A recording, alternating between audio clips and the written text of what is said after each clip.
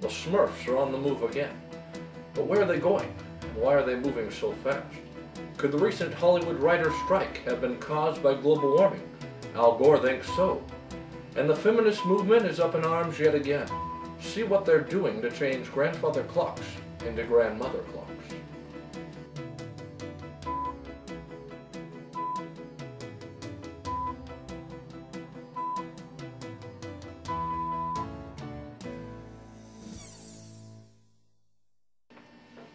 Good evening. My name is Clayton Collins, and you're watching CTV News on Fire Technology, Channel 105. Let's get to it. A truly amazing situation is brewing deep in the forests of Europe. The Smurfs, a unique and proud culture, are on the attack. That's right, Papa and Hefty Smurf have declared war on the wartmongers, stating the world's not big enough for green and blue people to live and to coexist. Wait 1 minute. Wait. Hold it, I'm getting breaking news. Yes, that's right. At this very hour, a fire is raging in the city of Torrance. This could very easily get out of control in a hurry, like a monkey with brass knuckles in a china cabinet, and I think you know what I mean.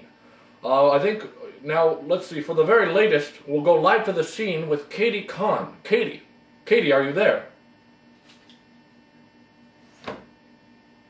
Is she on yet? Can somebody get me Katie on the phone? Clayton, no, this isn't Katie. She's actually in Europe covering that hard-hitting Smurf story. But my name is Dan Douglas. Katie, can you fill us in on what's going on? It's Dan. D-A-N. Well, Clayton, this is not a breaking news story. So I don't know why this is down here, this breaking news line thing, because it's not a breaking news story. The fire that you're referring to took place on March 23rd of this year, so that was about 8 months ago. And I'm not even on location. I'm actually on my lunch break. But I do know a great deal about this fire. As you mentioned, it took place in the city of Torrance, which is a beach city in Southern California, bordering such cities as Manhattan Beach and Redondo Beach.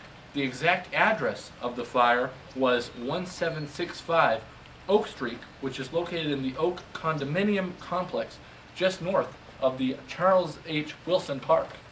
In all, 2-story buildings comprising 12 different condominiums were involved in the fire. The good news is that both structures were in the process of being constructed. They were actually just past the initial framing stage, meaning that no people were injured in this fire. Thus, there were no deaths or injuries associated with the fire, as I just said. However, the building's owners suffered a major financial setback, as each of those 12 condominium units, each separate unit, was approximately $700,000. So that's a very big setback, as you can tell. Now, Katie, we're going to stop you there for a minute, because since we don't have any live footage of this fire, we're going to show a 10-second clip of a random fire. That way our viewers are interested, and they don't switch to Jeopardy. Dang you, Alex Trebek. You will not steal any of my viewers tonight!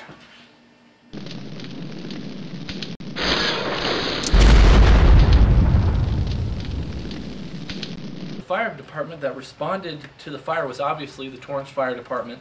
However, an engine company and a truck company from Redondo Beach were also dispatched to the fire to aid in the extinguishing efforts. I mean, this was a major fire. In all, 13 units responded to the fire, 8 engines, 3 trucks, 1 rescue rig, and 1 air and lighting unit. Snow. Sorry about that. This was definitely a major fire, Clayton, and the Torrance Fire Department handled it exceptionally well. According to the official incident report, engines 97 and 91, the first units on scene, arrived within 6 minutes of the time they were dispatched. The alarm first came in at 1:56 in the morning, and on the 23rd of March, and engine 97 was on location by 2:02 and starting to fight this fire. Now, Katie, I hate to interrupt you, but we have on the phone with us Torrance Fire Department engineer Mark Collins. Engineer, thank you for taking the time to talk with us. My pleasure. Now, I want to ask you, sir, what do you remember about this fire? Well, I knew as we were approaching, we had a big fire because we could see it from at least more than a mile away. We could see the flame up in the header. And as we approached it, we realized that we had a lot of exposure problems. This was a big fire, and there were a lot of condominiums all around it with people living in it, so we knew we had an evacuation and needed to get in there quick to get to the exposures to protect them. And one of the main problems we had is the first hydrant we hooked up to was a dry hydrant. There was no water in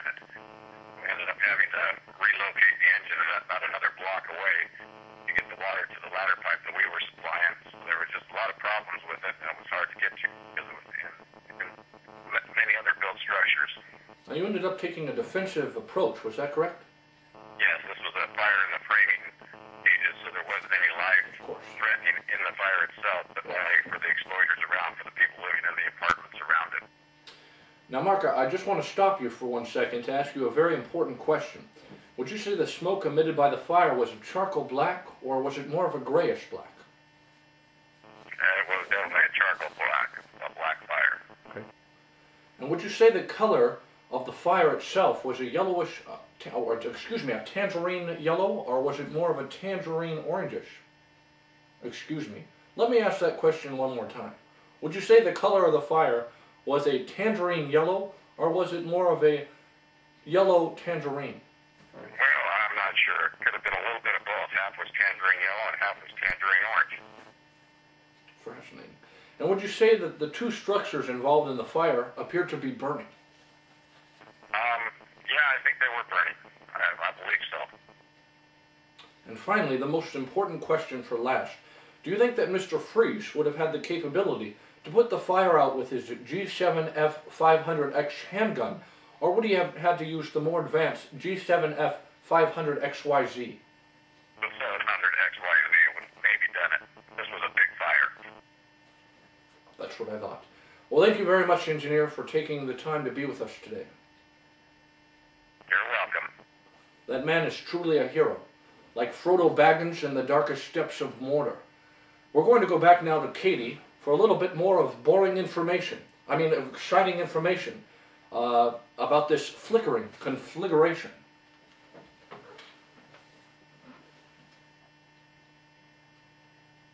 Is she on? It's Dan. D-A-N. Dan Douglas, Clayton. Well, anyway, I have just a little bit more to say about this fire, and by a little bit more, I mean a lot more. I'm going to take all the airtime I need because I want it. Anyway, as Engineer Collins mentioned, the Torrance Fire Department took a defensive strategy in combating the fire for a number of reasons.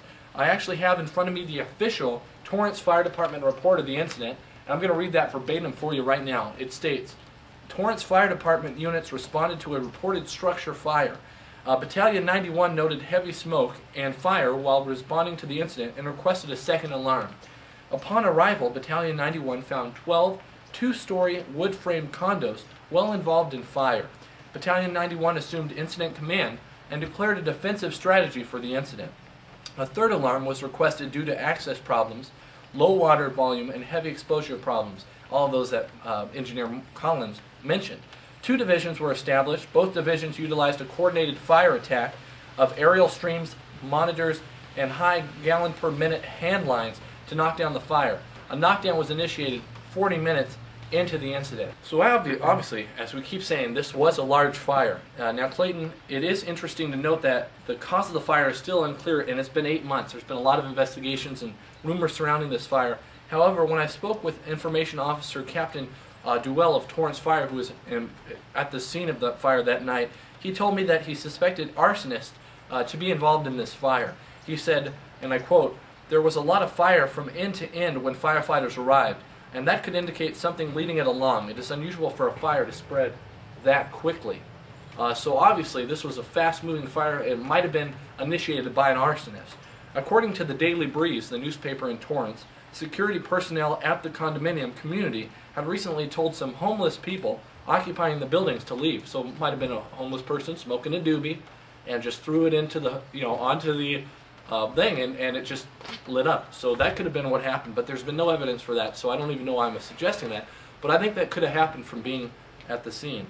However, after thorough investigation involving the California Arson Fire Marshal, wow, and the Bureau of Alcohol, Tobacco, Firearms, and Explosive, not enough evidence has been found to confirm that the fire was the work of arson. Back to you in the studio, Clayton. One goes over here, 5-0. Oh, sorry. I was playing Sudoku, the new game that's sweeping the country. Well, what a wild night it's turned out to be. Turn out the lights, because the party just got wilder. At this hour, we know that 2 structures in Torrance have burned down. The fire swept through these buildings like a tornado sweeping through a trailer park. And the color of the fire was a tangerine yellow, and the smoke was a charcoal black. That's right. It was hotter than a Times Square Rolex watch. Boy, I tell you, don't taunt the alligator before you have to cross the creek, and I think you know what I'm talking about. Apples and oranges. Well, that's all the time that we have for tonight. Remember, fire is not a friend of anyone, unless you're using it to make marshmallows. Until next time, you've been watching CTV News. My name is Clayton Collins. Good night, America. And as that man in The Princess Bride once said, may you dream of large women.